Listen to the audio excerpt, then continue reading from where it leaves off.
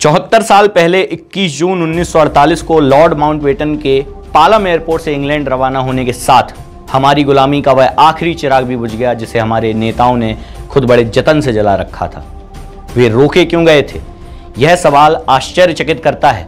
विश्व इतिहास में शायद ही ऐसा कोई दूसरा उदाहरण हो जब गुलाम शोषित नेताओं ने स्वयं साम्राज्यवाद के प्रतिनिधि शासक को आजाद होने के बाद भी अपने यहां राज्याध्यक्ष की हैसियत से रोक लिया हो। क्या इसीलिए कि हमारे अपने नेता विभाजन की विभीषिका और उसके परिणामों के सामने नस्वर या अक्षम हो रहे थे?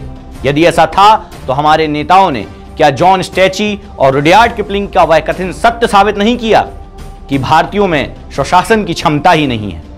नमस्कार, मेरा नाम है प्रशांत कौशिक और आप देख रहे हैं नजर टुडे।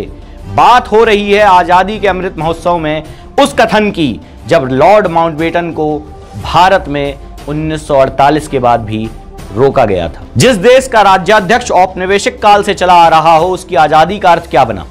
सही मायनों में देखें तो हम औपनिवेशिक शासक की विदाई के बाद 21 जून 1948 को आजाद हुए।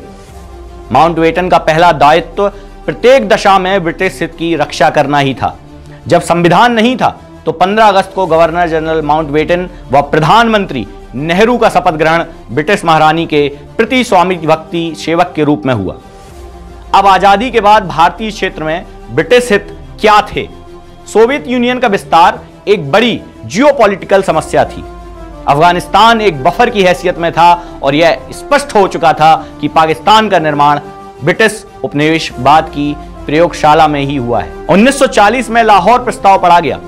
14 अगस्त 1947 को बतौर इस्लामी देश पाकिस्तान आजाद भी हो गया, वरना 7 सालों में एक नए देश नहीं बना करते।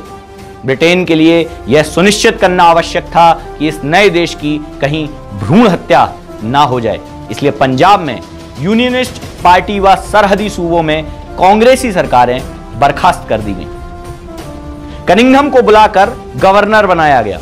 भारत पाकिस्तान की सीमा का निर्धारण होना था। रेडक्लिफ अपने काम में लगे थे। कश्मीर का एजेंडा अभी कहीं लंबित ही था। कश्मीर यात्रा में माउंटबेटन ने महाराजा हरि सिंह से कहा था कि यदि कश्मीर पाकिस्तान में शामिल होने का विकल्प देता है तो भारत के नेताओं को आपत्ति नहीं होगी। हरि सिंह की अपनी महत्वाकांक्षाएं थीं।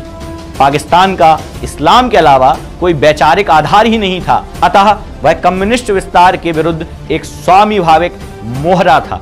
इस दृष्टि से कश्मीर, विशेषकर गिलगिट बाल्टिस्तान का पाकिस्तान में जाना ब्रिटिश हित के अनुकूल था। जब रेडक्लिफ अवार्ड ने गुरदासपुर को भारत में शामिल किया तो यह स्पष्ट हो गया था कि माउंटबेटन ने नेहरू के प्रभाव में आकर कश्मीर के लिए यह सड़क मार्ग भारत को उपलब्ध करा दिया है। यदि यह गुरदासपुर कॉरिडोर भारत को ना मिलता तो भारत के लिए कश्मीर के लिए कोई अभियान भी चलाना संभव नहीं था। बलूचिस्तान की तरह कश्मीर भी पाकिस्तान का अंग हो जाता, लेकिन इस तरह कश्मीर विवाद की भूमिका लिखी गई। 23 अक्टूबर 1947 को हुए कबायली आक्रमण के समय भारत पाकिस्तान दोनों के ब्रिटिश सेनाध्यक्ष थे। प्रत्येक घटना की जानकारी माउंटबेटन को हो रही थी। नेहरू जी भ्रम अनिर्णय के शिकार थे।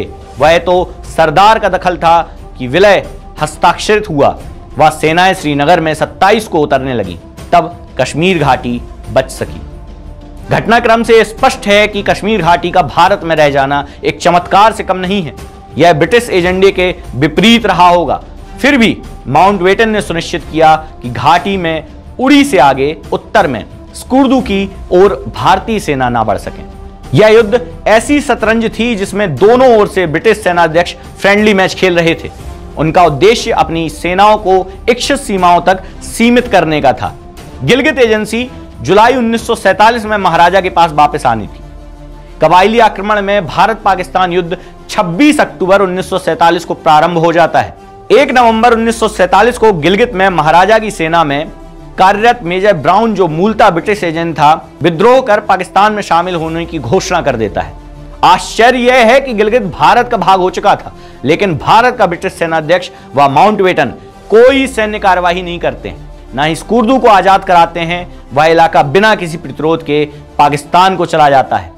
जम्मू में युद्ध चल रहा है, जवान शहीद हो रहे हैं। इधर हमारे प्रधानमंत्री नेहरू जी उस युद्ध के दौरान पंजाब के मुख्यमंत्री द्वारा पाकिस्तान का रोक दिया गया पानी फिर से चालू कराते हैं। लगता है कि माउंटबेटन का भारत में रुकना कश्मीर विभाजन के लिए एक एजेंडे की तरह था।